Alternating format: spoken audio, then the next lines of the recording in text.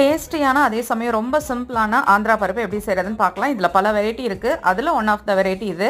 வாங்க எப்படி செய்கிறதுன்னு பார்க்கலாம். நான் வந்து இப்போ 1/2 hour முன்னாடி பாசிப்பருப்பு கொஞ்சமாக எடுத்து ஊற வச்சுருக்கேன்.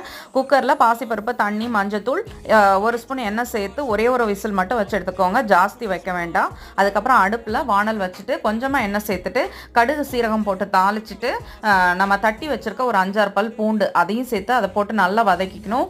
பூண்டு தான் இதோட மெயின் ஃப்ளேவரே. ஸோ அதனால் அதை நல்லா வதக்கி எடுத்துட்டு அடுத்து வெட்டி வச்சிருக்க பெரிய வெங்காயம் வதங்கினதும் கொஞ்சமாக தக்காளியும் வதங்கினதுக்கு அப்புறம் பச்சை மிளகாய் சேர்த்துட்டு அதுக்கப்புறம் நம்ம 1 இன்ச் அளவு புளியை ஊற வச்சிருக்கோம். அந்த புளி தண்ணியை அதில் சேர்த்துட்டு கொஞ்சமாக உப்பு சேர்த்து புளியோட பச்சை வாசனை போகிற வரைக்கும் அதை நல்லா கொதிக்க வச்சுட்டு இப்போ நம்ம வேக வச்சு எடுத்து வச்சிருக்க இந்த பாசி பருப்பு அதில் சேர்த்துட்டு மல்லித்தழை நிறைய போட்டு இறக்கணும். சூப்பரான ஆந்திரா பருப்பு ரெடி. ட்ரை பண்ணி பாருங்கள், ரொம்ப சூப்பராக இருக்கும். இது கூட ஒரு கார உருளைக்கிழங்கோட சாப்பிட்டிங்கன்னா அட்டகாசமாக இருக்கும். ட்ரை பண்ணுங்கள்.